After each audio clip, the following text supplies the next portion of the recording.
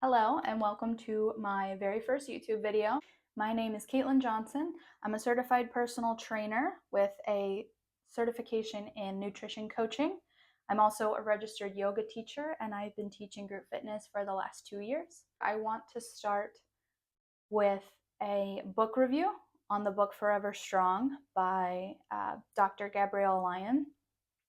I think that she's got some phenomenal knowledge around muscle health. And so she wrote an entire book called Forever Strong, a new science-based strategy for aging well, that talks about the importance of muscle for living a healthy and fulfilling high-quality life, all the way from when you're young, middle-aged, and all the way through when you're, getting towards the end of the life. She talks about muscle-centric medicine that we'll get into later. So this is going to be a first episode in the series. I'm going to start with the introduction chapter where she kind of goes over a little bit about who she is, her background in the medical and nutrition fields, the importance of all the topics that I've kind of alluded to, bring up some interesting questions on why we act the way that we do, what kind of role fitness and muscle building plays in our lives, both currently and long term. For the most part, I'm just going to be doing an overview of each chapter. I'm going to provide some of my own commentary and thoughts on some of her recommendations or her philosophies, both as a professional in the fitness industry who's been working with clients firsthand in a group setting, as well as just an average person. I do have a regular full-time job where I work 9 to 5 in the office, and I am a mom of a toddler. So in terms of like my background and the perspective that I bring to it is just your average person trying to live their healthiest life, while trying to juggle all the other things of work and family and home, fitness, personal development, all the things, right? So I want to look at this book through the lens of how it applies to your goals, both long-term, short-term, both fitness and personal, because it really impacts everything. In the first part of the introduction section, Dr. Lyon goes over her background and her experience in psychiatry and brain pathology. So for those who are kind of new to those terms, psychiatry is the study and treatment of mental illness, which I kind of think of hand in hand with the behavioral science. And then pathology of the brain is the study and diagnosis of disease. So those have been her two main areas of focus. Throughout her medical school residency, she worked in nutrition counseling with people who were struggling with weight loss or obesity. And then in her research fellowship there as well, she worked in nutritional science with geriatrics. So that means geriatric meaning the end of life care. She continues to talk about her patients and how a lot of them would struggle with just overall weight loss. So she talks about young, obese population in comparison to the elderly population because she'd worked with both during her studies in the medical field, and that they both have similar symptoms of cognitive decline, which she attributes to a lack of healthy skeletal muscle instead of an overabundance of fatty tissue. I've been hearing this a lot lately in different areas, on different podcasts, is what they're calling type 3 diabetes, which specifically affects the brain. So too much sugar in the blood results in insulin resistance, which I think a lot of people are already familiar with as type 2 diabetes. But once you have too much saturation of sugar in the blood, it then starts circulating its way up into the brain, trying to find other places to store the excess sugar. And that causes a decline in brain function.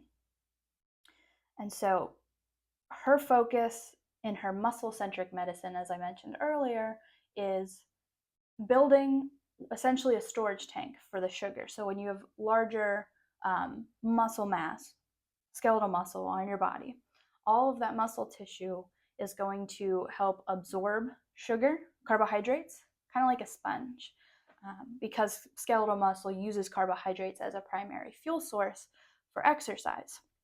If you're not exercising and you have low muscle mass, not only do you have less physical space to store that extra sugar, you're also not utilizing that extra sugar, which is why it metabolizes into fat. So really, when she says muscle-centric medicine at the beginning of the book and she introduces this concept, it's shifting the focus from purely just the body fat percentage as a marker of health to how can we add muscle mass, and that being the solution to the problem. She lists her mission statement here as the pursuit of longevity for extraordinary health at any age, which is really cool because I have seen amazing cases of people nearing the end of their life who actually pick up um, strength training in the last few years or the last few decades who have never done it before, and they still see some phenomenal improvements in these different areas, not only like the strength and mobility part of it that you would think of, the physical outcomes, but also improvements in cognitive function. So her next section is a little, what I call a little case study that she does on herself, a self-reflection of her own experiences. So she thought she was doing absolutely everything right by eating locally grown fruits and vegetables, trying to focus on whole grains, but ultimately she wasn't getting enough protein to build that healthy skeletal muscle, and her body would turn to binge eating to try to seek out the nutrients that she was missing. So she was low on protein, or she wasn't eating a lot of animal sources of protein, she was missing a lot of micronutrients, her body would kick into overdrive on like the hunger cues to try to make up for those missing nutrients. This I can relate to a lot, and I don't know if anyone else watching this video can relate, but I discovered about 4 years ago that I have a gluten intolerance. So before that, I was constantly fatigued. Like one workout a week, I felt like would set me back.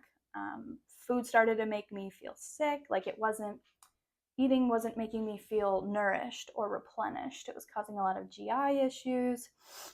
I was always low energy, definitely not putting on muscle mass, not living my best life. I mean, like falling asleep at 7 o'clock, not being able to hang out with my friends, tired. So I can definitely relate to the impact on your just trying to live your best life when your body's not set up for success, when you're not getting the right nutrients, when you're not able to build that healthy muscle mass that we should all strive to have.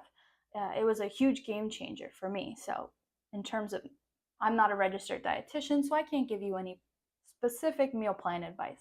But if there is anything that I could recommend for the average person looking to improve their overall health and well being, would just be to do an evaluation or some journaling on what you're eating and how it's making you feel. So, if you're not feeling good after you eat something, as silly as it sounds or as simple as it sounds, it might just be that it's not good for your body. Some people are that way with dairy, some people are that way with egg products or certain grains, and everyone's going to be different. So in terms of making an actionable change, she talks about focus shift from removing things. So if you're already restricting or if you're already lacking nutrients, trying to restrict more to lose that excess body fat is not going to be the solution to the problem, or at least not long term.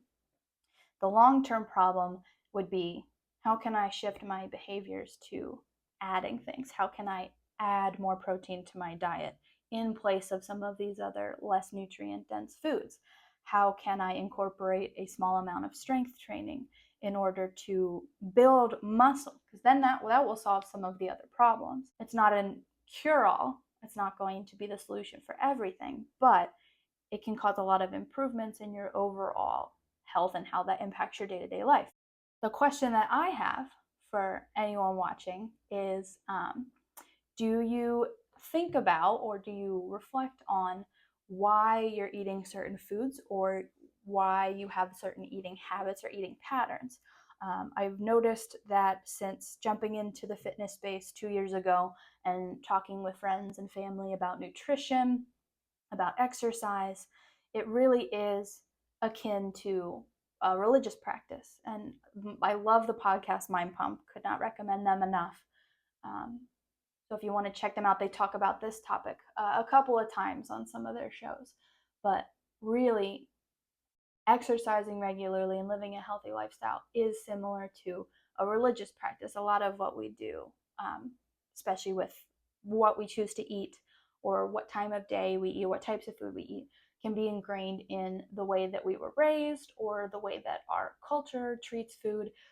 So if you want to leave a comment in the comment section below, I'm really curious if this is something that you've ever reflected on, or if you do know, yeah, I do eat this certain type of food, on the weekends because we cook a big meal as a family. Or, yeah, I eat this certain type of breakfast because that's the cultural norm from where I'm from. So, yeah, let me know. I'm super curious. But it can be a very touchy subject for some people. It can be difficult to suggest change because these habits are very deeply ingrained in who you are. So her suggestion, because of course everyone in the world is trying to sell you something, is called the Lyon Protocol, which is basically just her nutrition advice with a strength training plan, which we'll be talking about in another chapter. But she describes it as a protein forward, strength training focused lifestyle. So, to sum up everything that I've already said, trying to adjust the diet so that you're eating enough protein to build the healthy skeletal muscle, which is going to bring a whole bunch of other benefits. Skeletal muscles as an organ is not a concept that even I had ever thought of before, and I think it's a newer concept that's coming out recently, where we never really thought of muscle as an organ. Like, you have all your other organs like the heart and the lungs, and even some people will recognize, the skin is an organ. But really, muscle tissue is also considered a type of organ in the body because it's hormonally active. It's involved in a bunch of chemical processes, and you can't really separate it out as something by itself existing within the body because everything is interconnected. So the amount of healthy muscle that you have is going to have an impact on the other systems of the body, especially the metabolism. She talks a lot about these concepts from the perspective of longevity. So trying to just kind of plan for the future, that the actions that you're taking today, whether they are health focused or they're not, are going to have an impact on your health and wellness later down the road. Whether that's a positive impact or a negative impact is really up to your current habits and your behaviors. She definitely understands that it can be hard to focus on that right now with a lot of things going on and being busy and not having it impact your life necessarily yet. It's hard to think about and hard to prioritize when there are so many other things asking for our attention. Making sure the bills are paid, trying to climb up in your career, starting a family, being involved with your older parents before, they're no longer with you. There's a lot of things to juggle. And if you're not currently experiencing health issues as a result of low muscle mass, like you're not having mobility issues, you're not yet having issues with being overweight or pre-diabetes or anything like that, it really can slip through the cracks until these small habits compound over time and you start to realize all of a sudden, it feels like overnight, that you're like, wow, I'm actually not as healthy as I used to be when I was 20. So I try to push this for people my age.